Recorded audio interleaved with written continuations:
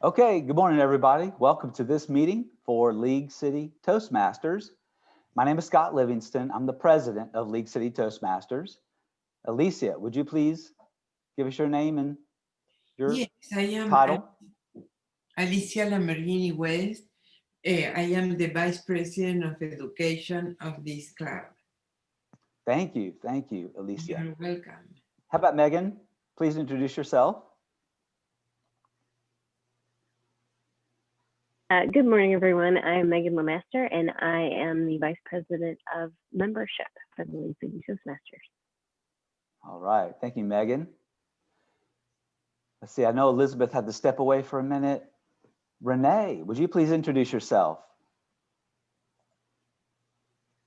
Oh, you're on mute, Renee, but just give us your name and just tell us just a little bit about yourself, hopefully not more than 30 seconds. Hello, I'm Renee Griffin. I'm a resident of the League City Kemah area and a member of the League City Toastmasters Club. Okay. I'm a professional corporate communications and content marketing advisor. Fantastic. Perfect. Okay, Aaron, please introduce yourself. Hi, I'm Aaron Peshik, a member of League City Toastmasters. I'm also the treasurer for the group, and I've been a member for about just over a year. Okay, wonderful. Thank you, Aaron. And Spencer, please introduce yourself. Welcome. All right, good morning, everybody. I'm Spencer Hiley, and I'm a relatively new member to League City Toastmasters. Welcome, Spencer. I'm glad you're here. And Elizabeth, are you still there? I know you had to walk away for a minute. Okay, so Elizabeth, she did walk away. One of the things that I like to share with everybody, let me do a screen share.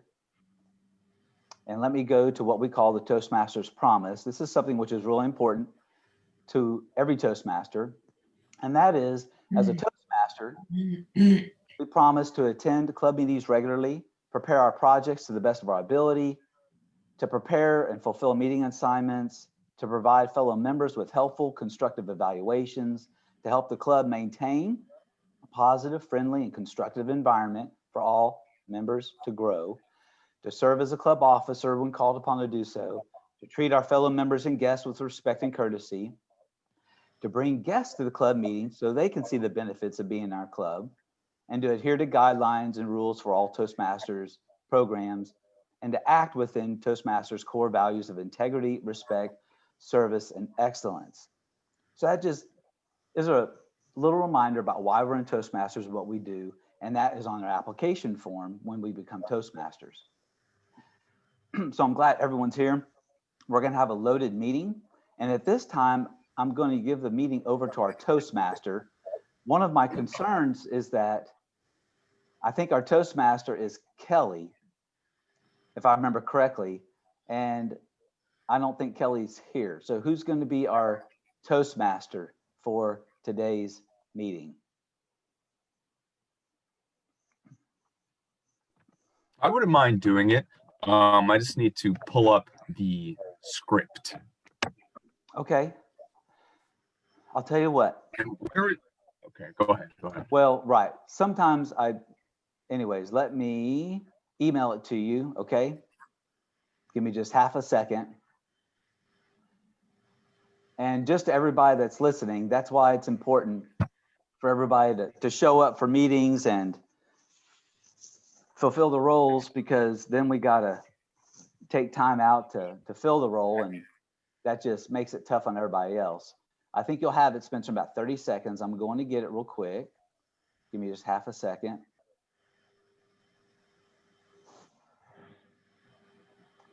Okay, here it is. Okay, here's Toastmaster. I think this is it. I hope this is it.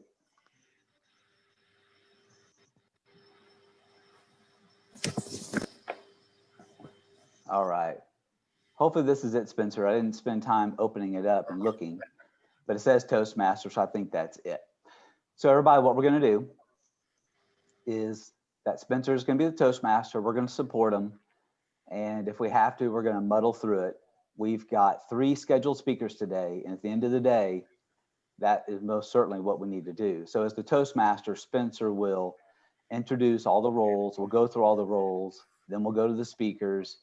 And if in doubt, like I said, we're going to muddle through it because the key today is to speak, not get hung up in process. Okay, Spencer. All righty, give me 1 sec. Let me be ready here. Big screen mode hit. Yeah, take your time. Okay. And okay, go ahead, Spencer. You are the president, right? Yes, and I've handed the meeting off to the Toastmasters. You're large and in charge. Cool. All right, Mr. President, fellow Toastmasters and guests, thank you for that wonderful introduction. As Toastmaster of the day, it is my responsibility to introduce today's speakers. After the speeches have concluded, I will ask for the timer's report, request that the ballots be passed to the vote counters, introduce our general evaluator, ask the odd counter for their report, the grammarian for their report, and call on the vote counters for results. I will then return control of the meeting to our president before we conclude for the day. Thank you, Mr. President. Yes, fantastic. And I believe, Toastmaster, that you call on each of the roles. And I think what we can do is look at the agenda. That's what I would do. So for example, on the agenda, you've got timer, grammarian. So I would use the agenda to introduce each of those roles. So for example, Elisa, you're the timer, you're next. Yes. You introduce your role. Yes, go ahead. The timer is monitor the time of each speech in the formal speeches and in the table topic speeches. So I am giving the time and I am controlling, giving a red light when is the minimum, a yellow light when is in the middle, and red light when you have just a few seconds to finish. And then Elisa, you give it back to the Toastmaster. Back to the Toastmaster. And then Toastmaster, you see on the agenda, what's next? It's grammarian. Where is the agenda? Sorry to do another slowdown, but That's where okay. is the agenda located at? That's Is it on okay. the Toastmasters website or was it in one of the Yes. emails? Well, both, but the latest greatest is on the Toastmasters website. I'm talking about, in fact, it looks like Megan put it in the chat. Go ahead and click the chat. Basically, if you go to League City Toastmasters and log in, there will be our agenda. But yes, try that chat that Megan sent. Do you see the link in chat? Give me 1 second. Properly.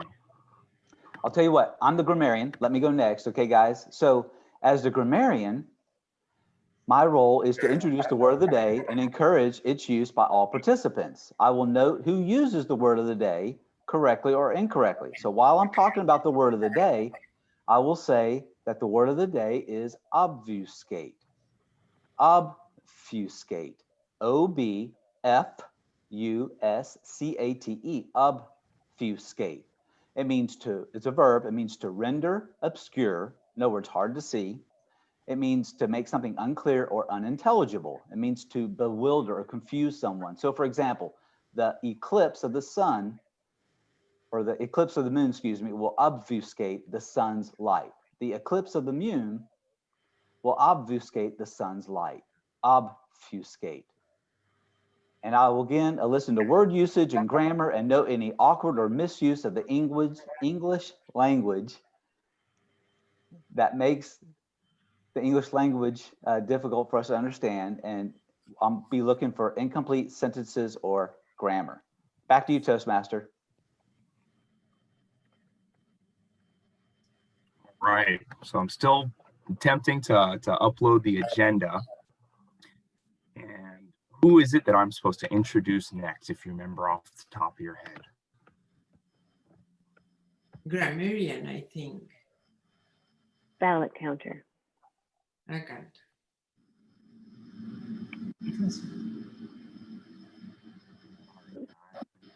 You're on mute. ballot counter could go ahead and introduce yourself, that'd be appreciated. Okay, I don't see Elizabeth. So the ah counter listens for crutch and filler words like and double clutches like double starts, and they count each occurrence up to a maximum of 5. And then next we go to the ballot counter. Aaron.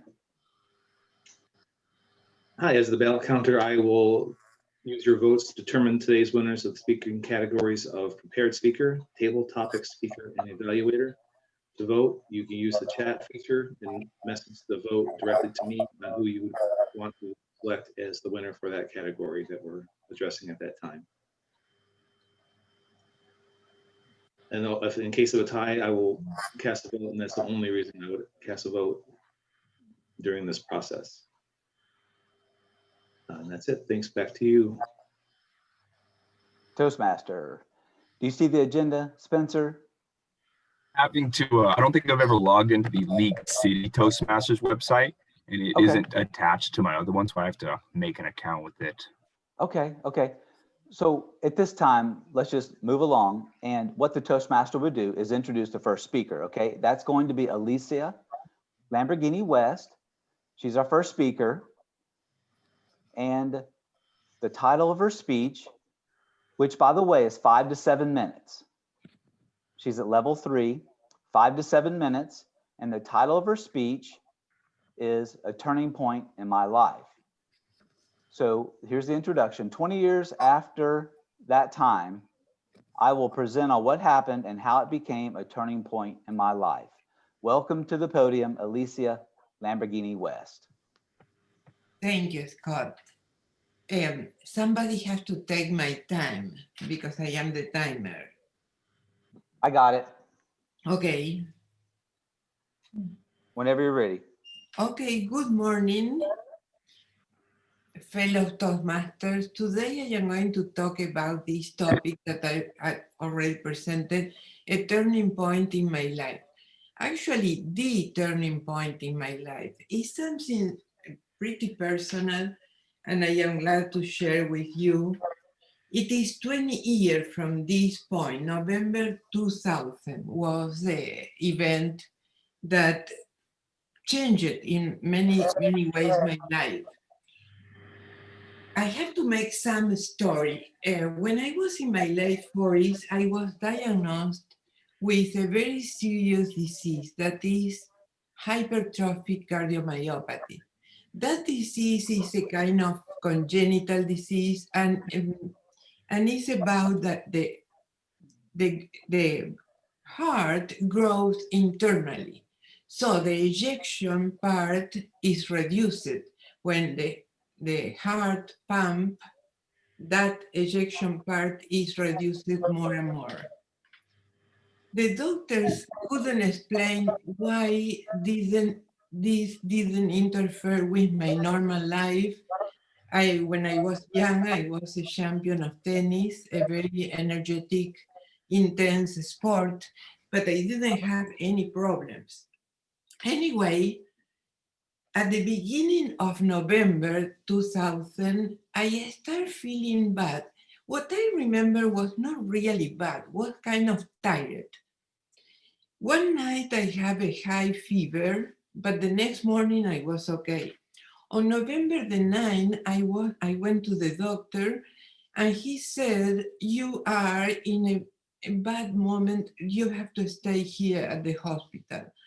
What I remember is until this point, because after that I was unconscious for 25 days. So all this, what I am going to tell you was told us by my husband and my daughter. That night, November the 9th, my daughter and my husband were called that because I was going to die. They say to be prepared because I didn't have any possibilities. They even called the priest for the last blessing, etc. Well, anyway, my daughter said, I am not going to accept this. And she called to a doctor, and the doctor called another doctor. And she made the connection with the Mayo Clinic at Rochester, Minnesota. At the same time, Greg, my husband, got a medical plane to take me there that night. So they did. And I was there at the Mayo Clinic with 5 doctors that were taking care of the situation. So on November the 17th, they made the surgery. The surgeon was waiting for the best moment, and I was, my surgery was in the middle of the night when I was okay, something like that, okay. Just to tell how some people put their life at the service of others. Well, anyway, I was until December the 5th unconscious, and then I awoke and everything was fine. When I awoke and I started realizing that how many resources were put for me to live. And that created in me a sense of obligation to grow in what I can, and from there to serve. You know that my passion is to serve women for a better life for women, for end their oppression, for helping them in all the senses. And this is my purpose. So first to grow, and in this growing I have to thank Toastmasters, because I need to speak better, to present better, to be able to talk to women and to develop my mission. So thank you very much for that. And I have a little story to finish. Every year, by the end of the year, I write a letter to my 5 doctors with the things of the year, but not all the things, just the good things. And I send this letter to all of them. One time, one of the doctors said, "Thank you for your letters. We all wait for them for Christmas or the New Year. And I have a question to you. What is your motivation to write these letters?" And I say, it's very clear. For each of you, when you see a person as bad as I was, keep working. Keep working.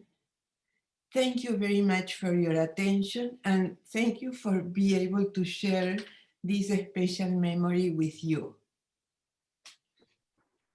All right, I have the agenda up now, so I think I can take over as Toastmasters. Thanks, Scott, for helping me out there. You bet. Thanks a lot, Alicia, for taking that time. You know, it's always great to hear such heart-moving stories.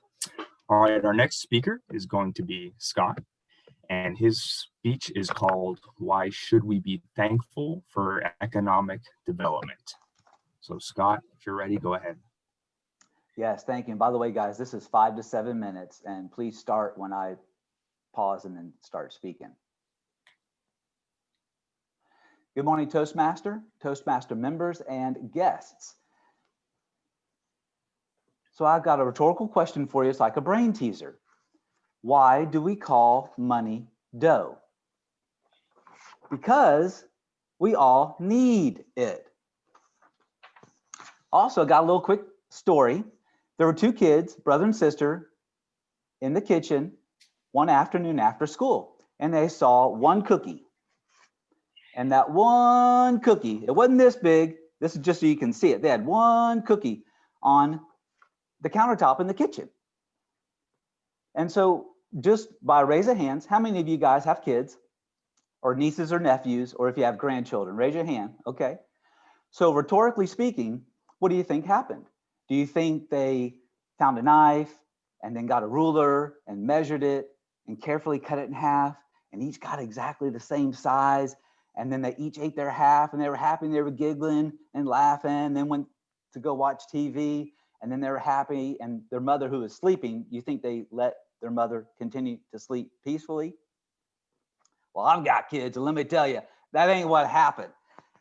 They looked at that little cookie and they fought over who was going to have that cookie, how big it was going to be. And then they got in a fight. They pulled hair. They poked one another. They woke up the mother. She got mad and she put them in timeout for the rest of the afternoon. So today, we'll come back to this story, but as a result of this speech, my hope is that you'll have a greater understanding of and appreciation, i.e., to be thankful for economic development. We'll talk about three things today: the value of loving others as we love ourselves, what is economic development, and how do we do economic development. So number one, with a raise of hands, how many of you care about yourselves? You feed yourself, you sleep, you watch your weight, and we take care of ourselves because we know if we don't do it, no one's going to do it for us. And if they do, they aren't going to do as good a job.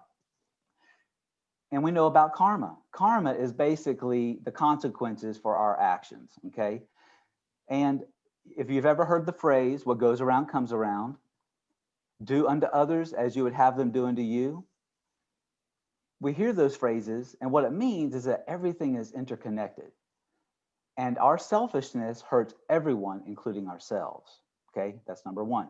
Number two, economic development is the generation of revenue or wealth that provides for the material needs of individuals, families, and communities.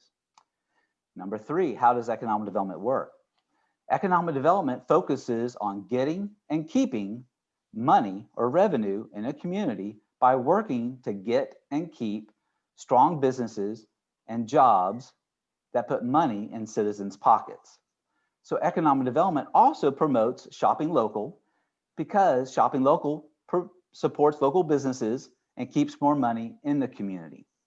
So for example, there was a study by Local First back in 2018 that says if a citizen, for example, of League City has $100 and they spend $100 at a locally owned business in League City, of that $100, $68 stays in the community.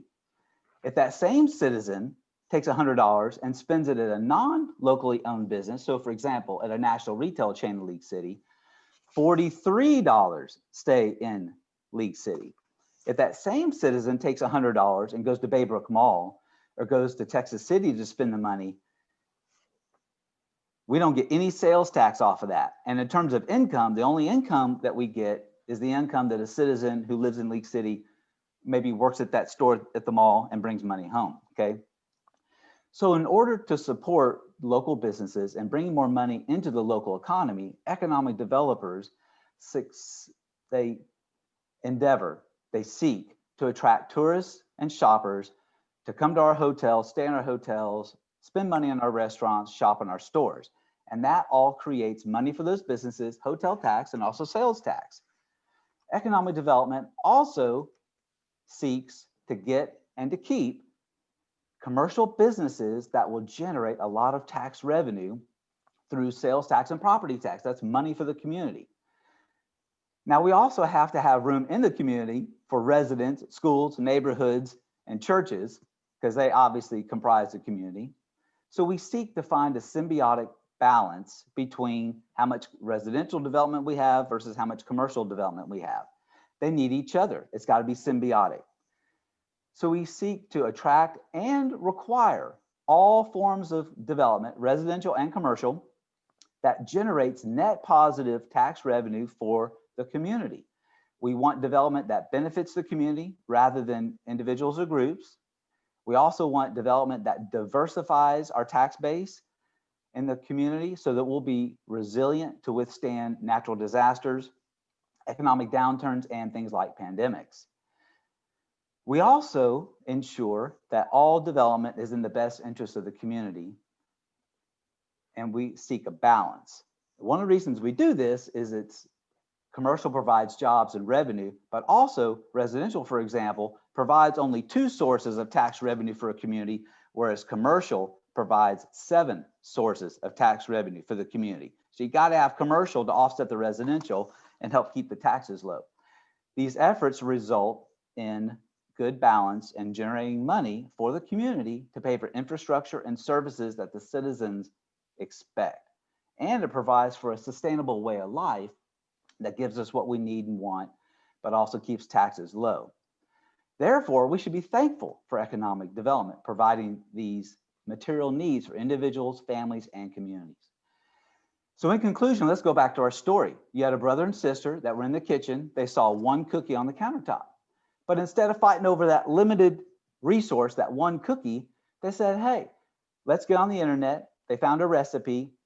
They found the ingredients in the refrigerator in the kitchen, and they made a huge batch of chocolate chip cookies. They had enough that they could eat their fill. They had enough for their mom when she woke up. They had enough for their dad. They had enough to share with their friends. My friends, this is a great example of responsible economic development. The idea is you take limited resources like ingredients and you make a lot of product for everybody in the community to get a bigger share. Let us be thankful for economic development. Thank you, Toastmasters, and back to you, Toastmaster. All right, thanks a lot, Scott. Okay, our next speaker is going to be Renee. Renee, is that right that you're the next speaker for a speech that you prepared? Yes. Okay, all right, go ahead. And what is the title of your speech, by the way? It's a Pathways presentation. You see where I wrote it? Pathways presentation, icebreaker, telling my personal story to help Toastmasters get to know me. Looks like she put it in the chat.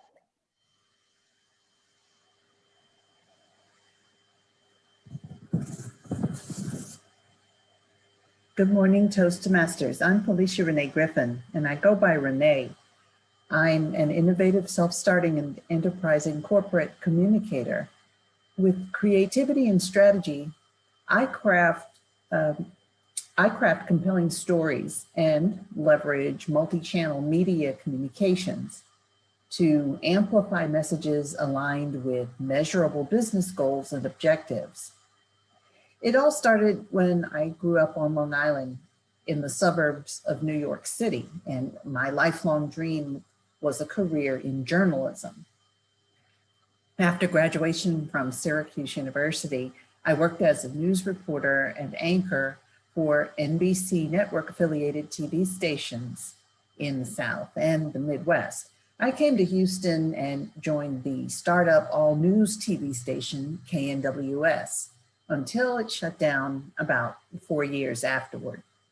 And that's when I transitioned to public relations by joining a small Houston firm as the team leader for Black community outreach, supporting the National Youth Anti-Drug Media campaign sponsored by the White House Office of National Drug Control Policy. In that role, I piloted a series of overnight lock-in events at churches in New York, Washington, D.C., Houston, and Los Angeles, featuring live entertainment, sports and entertainment celebrities as keynote speakers, media literacy workshops, and a lot of other kid-friendly activities that help deliver campaign messages to more than 20,000 youths. I decided to enroll in the MBA program at University of Houston. After graduation, I became communications manager for the Port of Houston Authority. And that was the time that the port was under pressure from escalating community opposition to a cargo terminal expansion project. The controversy was costing the port millions of dollars in legal expenses and lost revenue. So to Scott's point in the speech that he delivered, this was a definite threat to economic development. I tackled this challenge with The Port Delivers the Goods. That was a PR and marketing campaign highlighting key messages and facilitating heightened positive news coverage about the port to help shift public sentiment and ultimately secure approval of the permits the port had been trying to get for over a decade to move forward and build the Bayport Containerized Cargo Terminal. I later took a contract communications consulting assignment at a refinery where I implemented change management communications to promote a strong, unified culture around safety and produced a robust archive of digital audio-visual assets highlighting last phase construction milestones and the startup celebration of the multi-billion-dollar expansion project at that refinery. When that assignment ended, I started a career as internal communications advisor for an oil and gas company.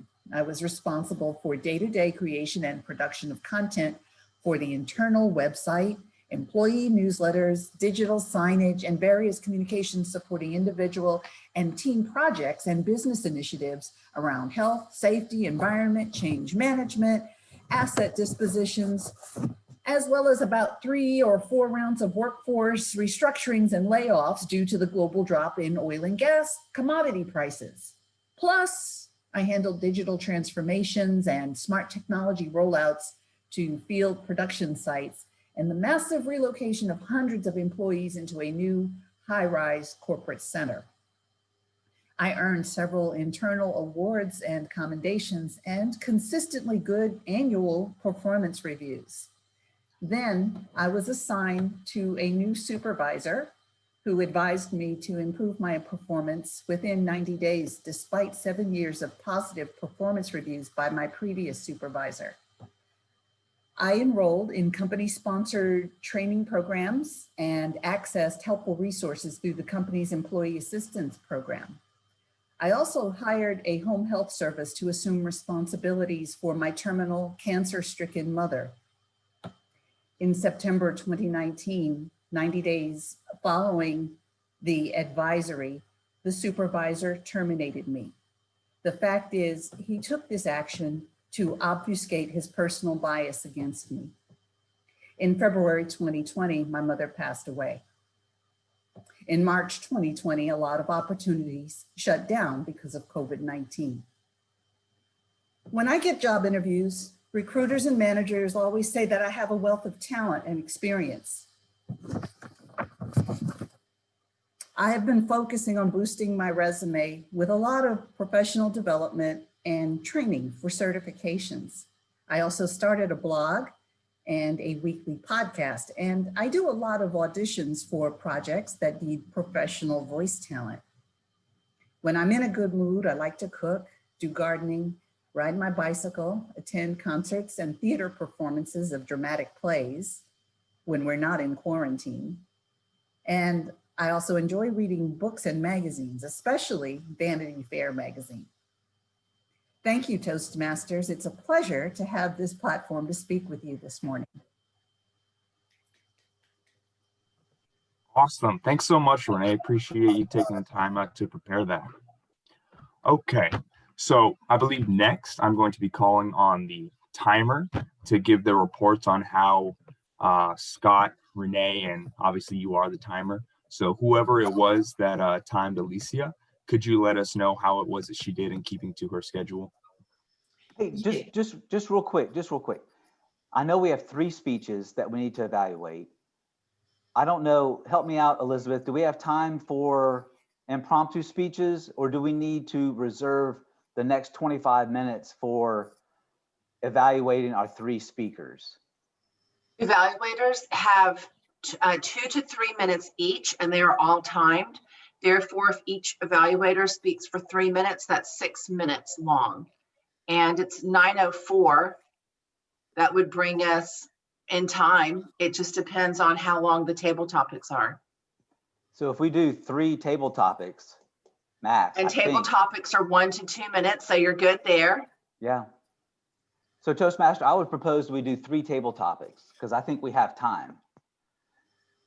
And so what you're doing with the timer's report, I think comes at the end of all the speeches. Okay. So then next we go to the general evaluator with Elizabeth. Is that correct? I believe at this time, and anyone can correct me, I think we go to the table topics master, which is Darcia Handy, and she's not here. So what happens is at each part of the PIE, you always ask for a timer's report. The timer needs to share, well, the Toastmaster introduces each speaker and they share how long that speech is. Then the timer shares what the timer's report or the timing is for table topics and evaluations. And then you go into those, the I and the E. And then at the general evaluation part, that's when we go into everything else. But we always do a time for each part of the pie. Okay, so the timer needs to introduce the time allotted for impromptu. And then we get a report from the timer on the back end when all the speeches are done. Absolutely. And you ask to see if the speakers qualified as well after the P. Okay. Elizabeth, I have a question. How long takes the table topics? Table Each topics is 1 to 2 minutes. Green 1 card to at 2 1 minutes. minute, yellow card at 1.5, and red at 2. Okay, perfect. Thank you. Okay, so we need a table topics master. I would propose that because our theme is thankful, I would propose that that be our theme, is say something for which you're thankful. And we might change up a little bit to keep it a little more impromptu. So I'm going to come up with an impromptu topic, and then I would say, Elizabeth, you pick the speaker. Okay, let's just try to keep it somewhat random. And I would say the topic for our first impromptu speech Well, is, Scott, you need Go to, ahead. the grammarian needs to say what the word of the day is, and the timer needs to say the report. So we did the timer. Now we need the grammarian to share the word of the day. yeah, I we've don't know. covered that. We've covered that. Right. So right before table topics, you refresh and you just remind everyone what the word of the day is. Okay, so it's obfuscate. That's the word of the day. And our topic, and Elizabeth's going to pick the speaker, but our topic is, please give an example of something for which you're thankful in your early childhood. Like before you were, before you were the age of 15. So early childhood. Who's our speaker? Megan.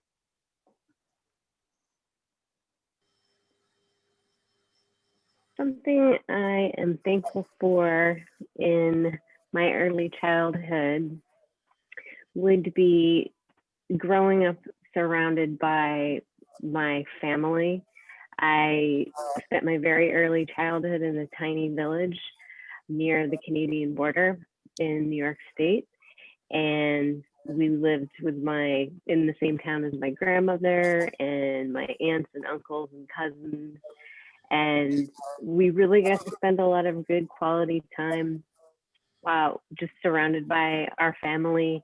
My grandmother would come over after school and take care of us when my mom went back to grad school. And it was really nice being able to spend that time with them, particularly after we relocated to Eastern Kentucky and we were no longer able to be a short drive away.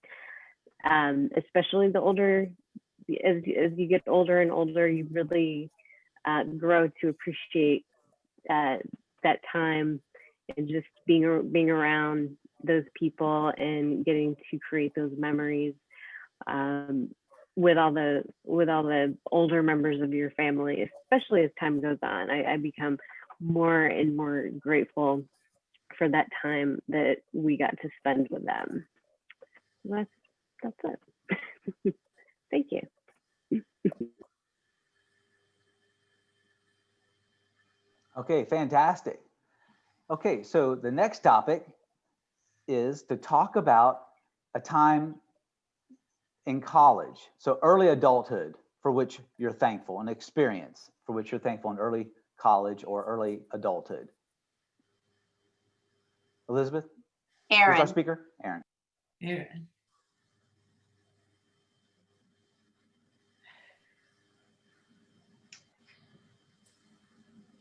Let's see. So one of the things I'm really thankful for in my time in college is an opportunity I had summer of my sophomore year, it'll be 1990, to date myself.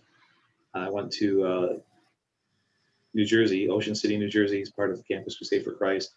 And it was just a chance to go to the area. I've never been in South New Jersey. I always thought that New Jersey was like New York City, just a lot of big buildings, big city and everything. But Ocean City is actually the southern part of the state. It was very rural. It was very nice. And Ocean City itself is right on the beach. So we got a chance to make some new friends, do some really cool things, work as a trying to think of the right word. The airplanes that pull the ads along the beach. I helped make the signs, and the airplanes would pick them up. It was a very fascinating process. But that was one of the things I was really thankful for. Great experience, great opportunity, made a lot of good friends there, and something I'll never forget.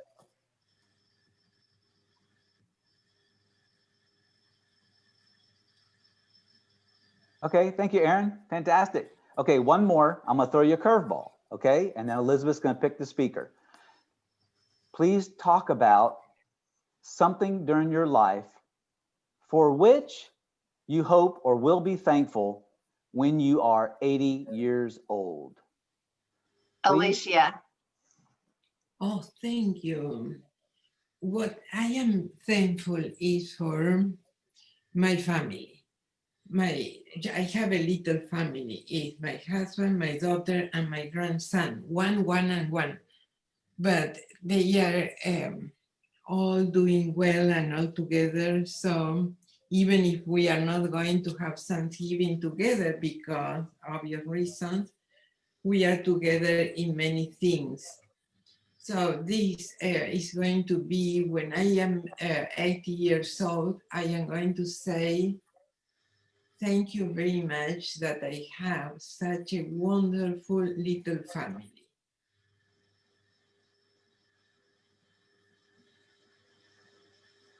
Thank you. Okay, fantastic. Back to you, Toastmaster. All right. So now we're going to do, is this right, Elizabeth? We're going to do the timer report for all three of our impromptu speeches. I believe that's right. So Alicia, if you could go through how everybody did with their timer.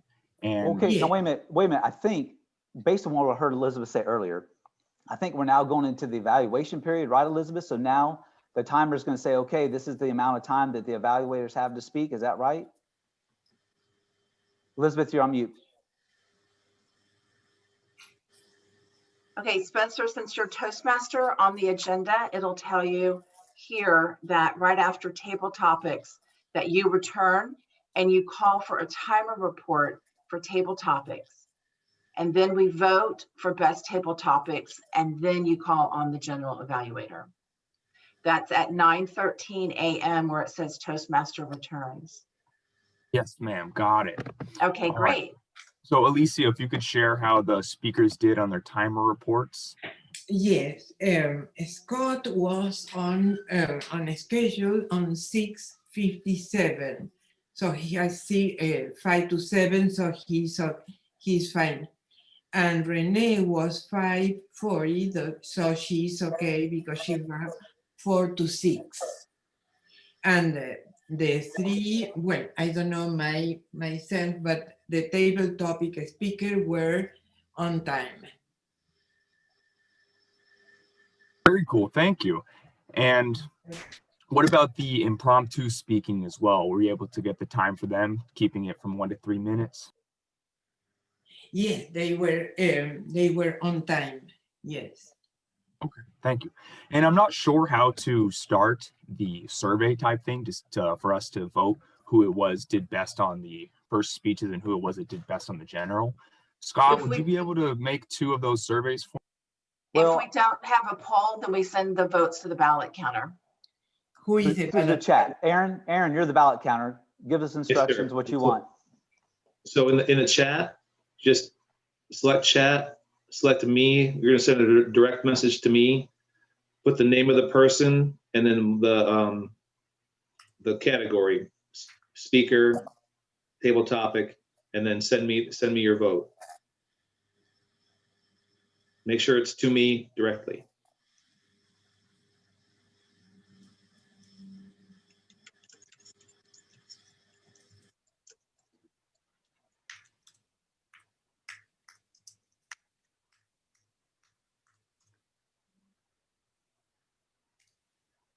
And then Spencer, now, do you see the agenda after you ask for the ballot, the voting? Yes, ma'am.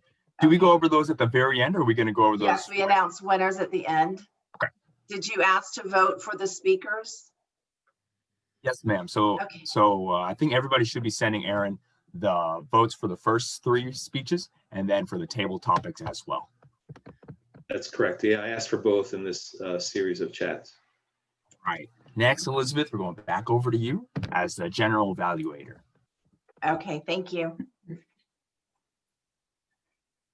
So just going forward, we always do it in chunks of 3. So after the speeches, then we vote for the best speaker after that. Okay, this is the evaluation portion of our meeting. This is the portion of the meeting where we get immediate feedback on our performance today. Madam Timer, may I have the timing rules for evaluators?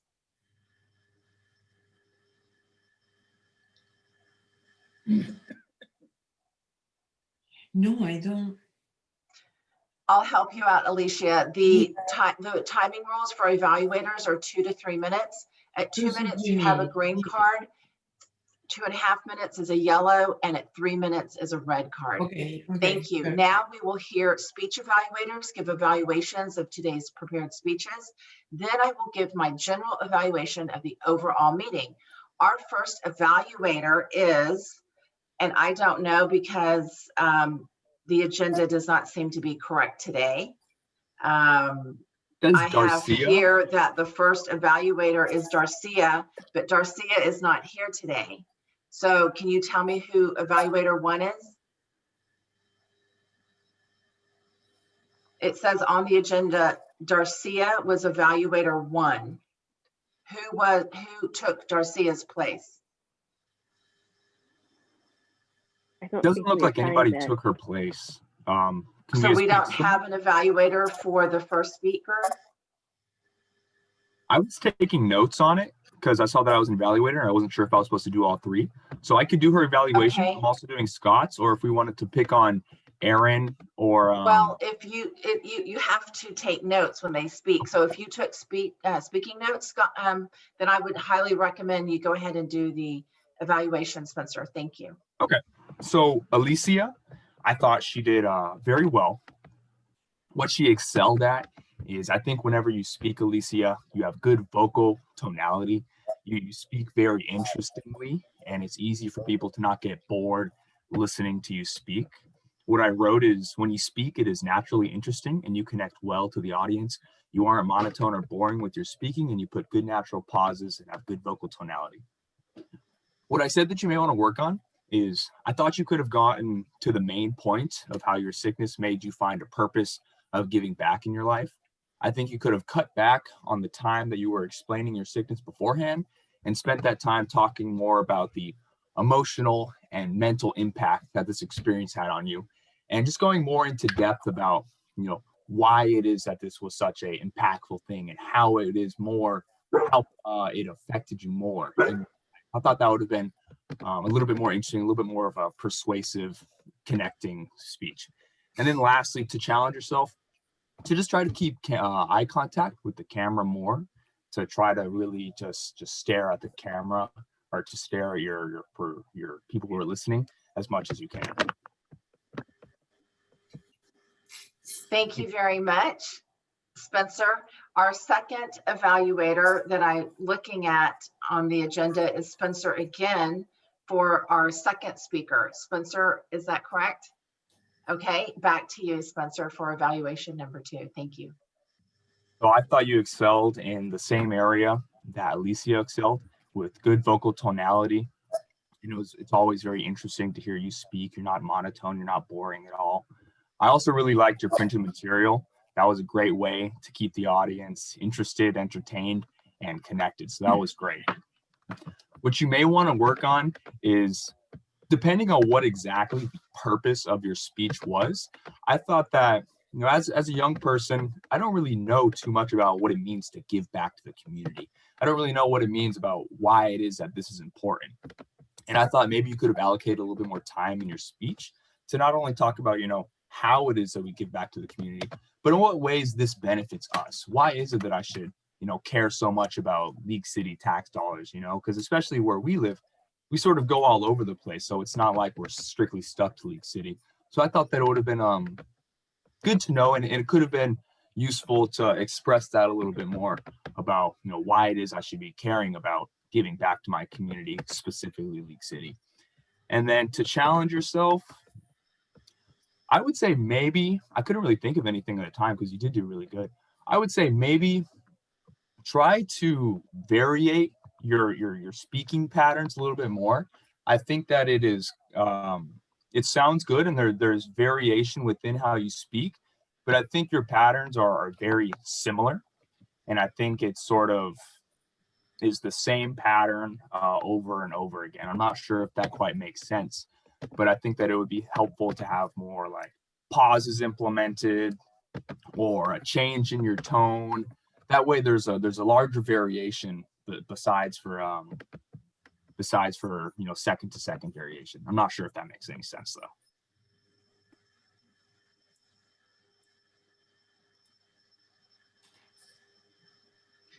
Okay, thank you so much. I don't see the timer, so I'm going to start one for me. I can't seem to see the timing. Okay, I'm evaluating Renee. Okay, Renee, I felt you were prepared for your speech. I would love to see more of you when you speak. When I feel that I can see your eyes, I'm more connected and drawn into your speech. Therefore, I felt by reading your notes less, we could see more of your eyes. I would love to have you work on practicing removing the word "and" in your speech. This seems to be your favorite filler word. I would also like to see you look into the camera, practice not reading, because we don't know what is in your notes. Therefore, to challenge yourself, read less and speak into the camera more. I also liked your story, but I felt if I could hear more vocal variety, also more hand gestures when you speak. I could see every once in a while holding up papers like this. Maybe putting down the paper and having more hand gestures would be great. Also, if you're speaking, trying to have more facial gestures with your eyes or a smile. I know a lot of the parts in your speech were serious, but during the times that it was not so serious, it would be great to hear more vocal variety, tones, smiling, more drama in your face, more hand gestures. But it's a great story. I appreciate your vulnerability and your transparency. But next time, try looking into the camera more and reading your notes less. Also, always remember at the end of every speech, end it with a call to action, okay? Thank you. Okay, and with that, I think it is back to me. So, Aaron, because you have the numbers, would you be able? Actually, as general evaluator, I need to finish my part here, and I apologize for my dog. He's sick. I have to take him to the vet as soon as this is over. Okay, my part of the evaluation here is. Is it to vote for best evaluator? No. Okay, so now, Madam Timer, may we have a timer's report for the evaluators? Spencer was 117 for the first speaker and 154 for the second, and Elizabeth has 205. So both evaluators are fine. Thank you, Madam Timer. Now the awe counter tracks the use of verbal pauses, those ahs and ums that come out of our mouths while we think of the next thing to say. Those verbal pauses detract from our message. Please help me welcome our awe counter, which happens to be myself. I'm now going to pull up my awe counters report. And I would like to share that my role as awe counter is to note the words and sounds used as a crutch or pause or filler by anyone who speaks during the meeting. The use of interjections such as and, well, but, so, like, you know, as well as sounds like or, tongue clicks will be tallied. I also have noted double clutches, which are words or phrases that are repeated. For example, this means, this means. These injections generally disrupt the flow of speech and make the speech less interesting. At the end of the meeting, I'm now going to report the times that each speaker used these expressions. I felt that Alicia, your favorite word of the day was and and You had 7 there and 3 so's. Scott had 2 buts, 7 so's. Table topics, Megan said the word really and and 8 times. Aaron, so 1 time, 5 times. Alicia, 1 time so, 5 times and Spencer said the word gotten. I would like to see that in a better pronounced way. And also Spencer, the word and was twice. Spencer again during evaluator, his second evaluation said so twice. I said like, you know, once and once. And that is the counters report. Next, we will hear from the grammarian who's been listening for good uses of language, points for improvement, tracking our word of the day. Please help me welcome our grammarian. And who is our grammarian? That's me. Okay, great. Okay, I'll start off with who used the word of the day. And I apologize if I missed someone. You're welcome to correct me, okay? But I know for certain that Renee used our word of the day, obfuscate. I don't know if anyone else used it. Does anyone remember using it? This is on the honor system. Okay, so we'll give credit to Renee. Way to go, Renee. It was loud and clear. In terms of other uses of the English language, Alicia, I'd like for you to consider that I heard something such as you used the word introduced instead of introduced. So I heard a mispronunciation of that word, introduced. Thank you. Thank you. Sure. And I don't think, let's see, for Megan, I didn't see anything. Aaron, I didn't see anything. Alicia, I didn't see anything else other than that. Same thing with Spencer. And then Elizabeth already captured all the ers and ums. So it was pretty good meeting today, guys. Okay, back to you, Toastmaster. Back to me, actually. I have to finish sorry. as general evaluator. It's okay. Okay, now I have a few comments on the meeting as a whole. And I would like to ask if we could start a little earlier to open up the room.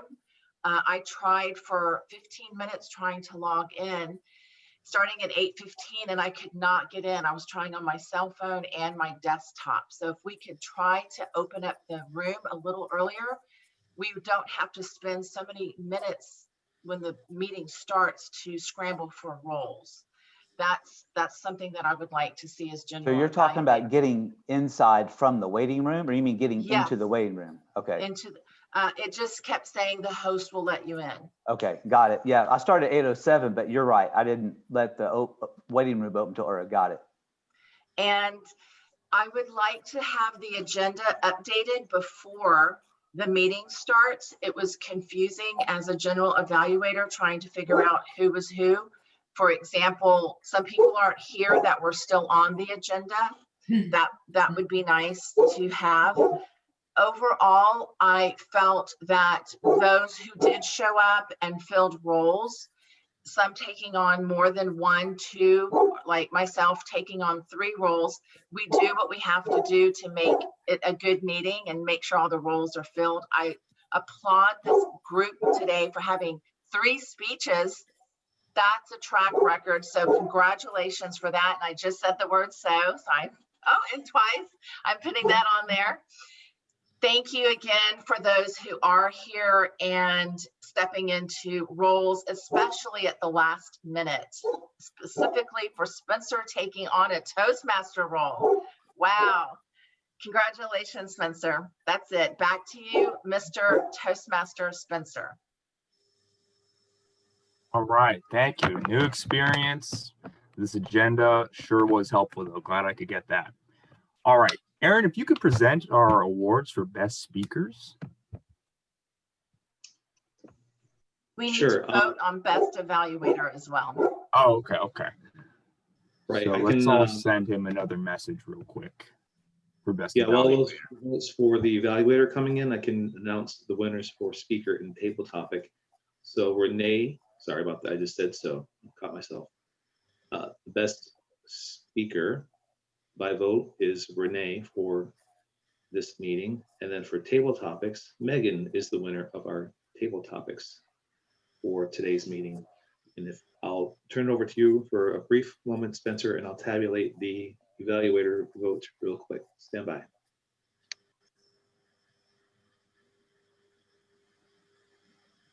Well, thanks so much, Scott, for helping me out with the Toastmaster role. A little bit confusing at the beginning. Yeah, But- it is confusing. I'm still looking for a script that fills every hole. So that is a tough role. So kudos to you for stepping up. There is a script. I'll send it out to you, Scott, and you can, or I can upload it to the agenda. Our website, I'll put it in there. So the most, I'm sorry, I just stepped in. Spencer, are you okay for me to announce the evaluator? Yeah, go ahead. So the best evaluator for this meeting is Spencer. Great job, Spencer, Megan, and Renee. And that's my report for the vote counting. Thank you. Right. Well, I did 2 out of 3 of them, so I think I had an unfair advantage there. But all right, best table topics. Okay. Well, I think that is it. Scott, I'll be handing it back to you now. Okay, everybody, I'm gonna make this worth your while and we'll wrap up in 1 minute, okay? I would like to suggest that the reason we're in Toastmasters is not to seek perfection. Now, when I talk about that, maybe eventually we want to be perfect, but what I would like to propose is that we want to get better. We want to excel. We want to achieve. And here's an example. I got a call last week from someone and say, hey, we had a speaker that dropped. In 1 week, we need someone to speak for about 30 minutes. Would you be our speaker? And they thought I was going to say no because we only had a week to prepare. I worked over the weekend. Well, I told them I was going to do it. I worked over the weekend. And yesterday I delivered a speech to about 50 people in commercial real estate. And I put together a 65-page PowerPoint. And in that presentation yesterday, I felt more comfortable, more confident, less anxious, and more successful than ever before.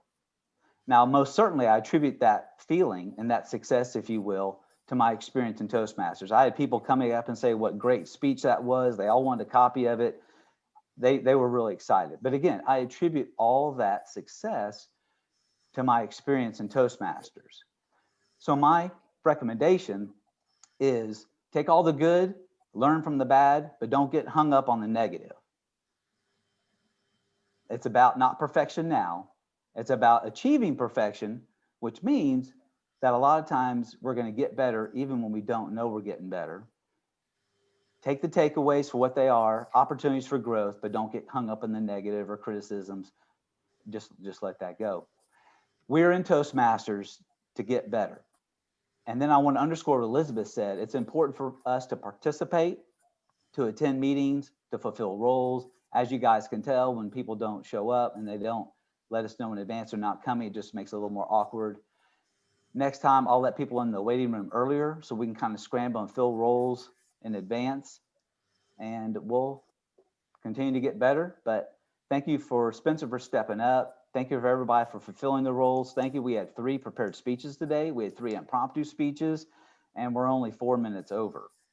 And so kudos to everybody. And again, I'm a big believer in just muddling through stuff. It's better to achieve something than nothing at all, to sit on our hands and pout. So kudos to everybody for a great meeting today. And we will convene in 2 weeks on December the 4th. Thank you, everybody. Have a great day. Thank you. Happy Thanksgiving. Happy Thanksgiving, everybody. Be safe. Everybody. Bye, everybody.